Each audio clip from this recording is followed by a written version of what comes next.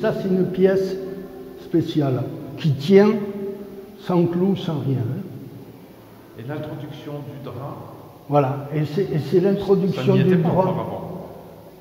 Il y a je ne sais plus combien d'années, en 92, là, ou même avant.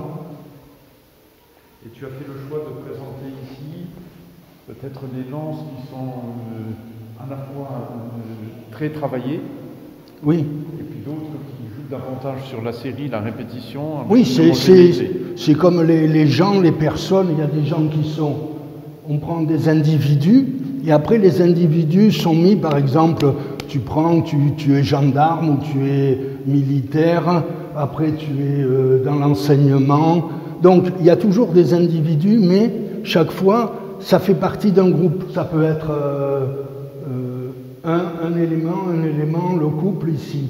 Tu vois, mais bon, ça c'est des mots, mais c'est plus, si tu veux, tu vois, la signification d'un segment de droite presque minimal. Mais je ne voulais pas que ça soit minimal, je voulais que le segment de droite, comme il est coupé à chaque bout, j'ai donné des flèches pour avoir du sens. Tu vois, et il y a du sens des deux côtés. Justement, j'avais fait ça comme si c'était un mot que tu envoies et qui revient. En même temps, on retrouve, si tu veux, cette notion d'alphabet, de mots, de phrases qui se construisent. La série, à chaque fois, qui s'amplifie. D'ailleurs, le titre de l'exposition, c'est Vers l'infini. Alors là, bon, comme j'utilise ici la suite de Fibonacci, qui est une suite infinie, découverte en 1200 et quelques, par le monsieur Fibonacci. Et ce qui m'intéresse en art, c'est ça. Tu vois, tu ne limites pas ton œuvre simplement à la pensée. D'autre part, ce sont chaque fois des installations que je fais, parce que bon, et en plus, j'ai pas pu mettre toutes les séries que j'ai, parce que j'avais pas assez de place et tout ça. Donc voilà, je suis resté à la division de 34 et 55. En divisant 34 et 55, tu tombais sur le nombre d'or. Ne pas toucher, mais je suis très tenté quand même. Je t'autorise à la toucher exceptionnellement. Là, chacune a son identité.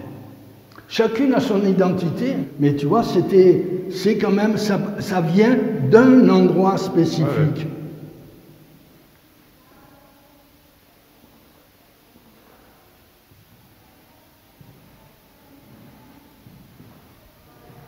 Il y a une pièce qui est importante, c'est celle que tu as placée là, mais qu'il faut déchiffrer. Oui, mais justement, il y a des chiffres et des lettres, donc c'est facile à déchiffrer.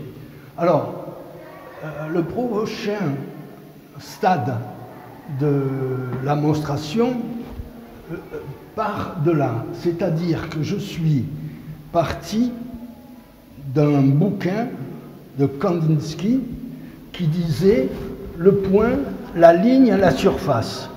Et j'ai dit, c'est un peu jeune quand même pour un grand maître. Alors j'ai ajouté la forme, les proportions, la couleur, l'alphabet, donc le discours. Et à partir d'une toile, j'ai dessiné cet ensemble.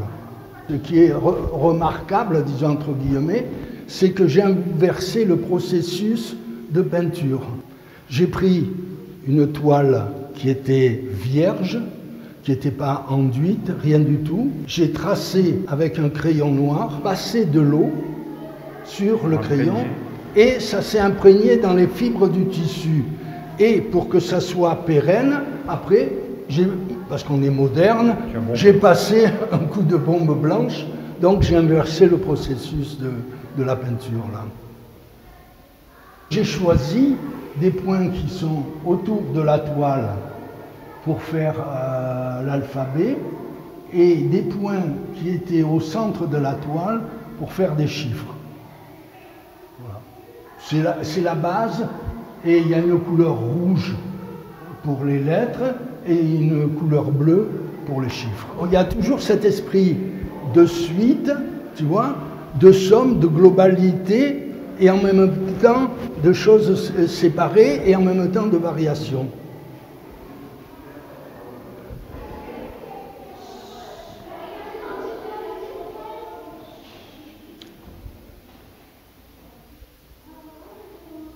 Donc là, tu as l'alphabet, toutes les 26 pièces qui sont ici.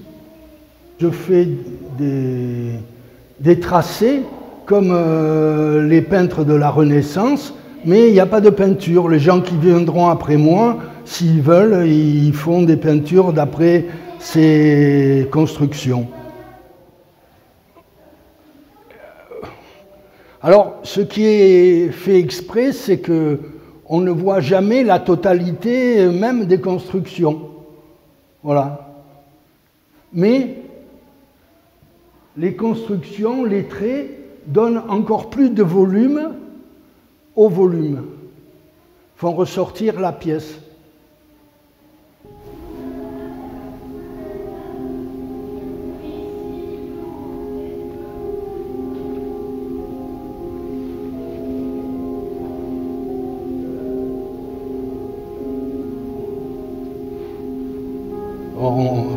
Il y a des choses qui se devinent.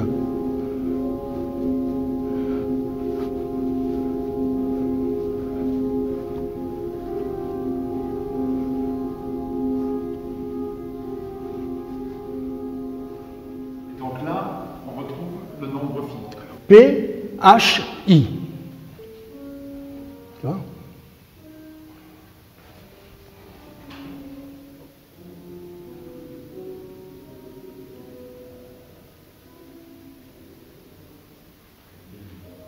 Ce sont les années de naissance, voilà, et de ma naissance et de ma mort, voilà.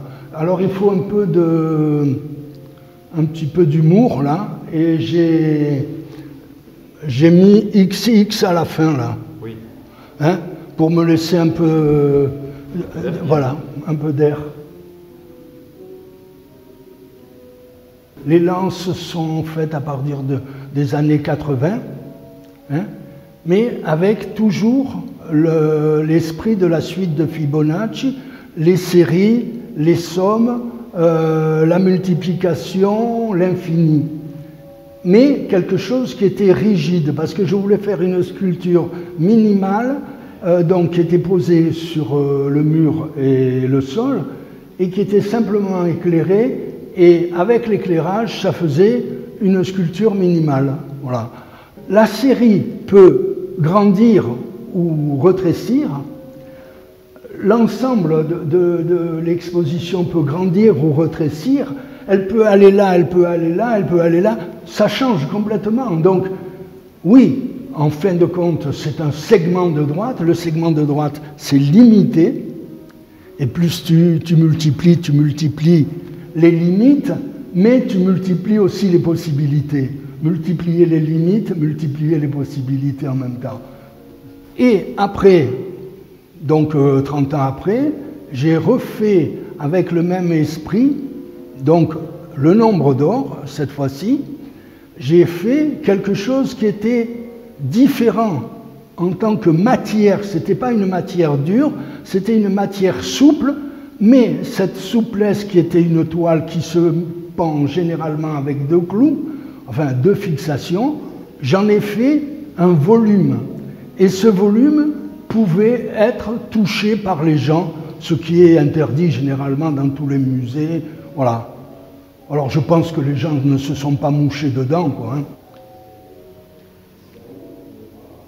Bon, j'ai dans l'œil les choses, comment je les ai faites, parce qu'elles ont une signification. Pour moi, j'ai voulu, à un moment donné, j'ai voulu que le rouge soit d'un côté, le rouge en haut, qu'on voit le bleu ou pas, et les gens, en bougeant, mélangent tout.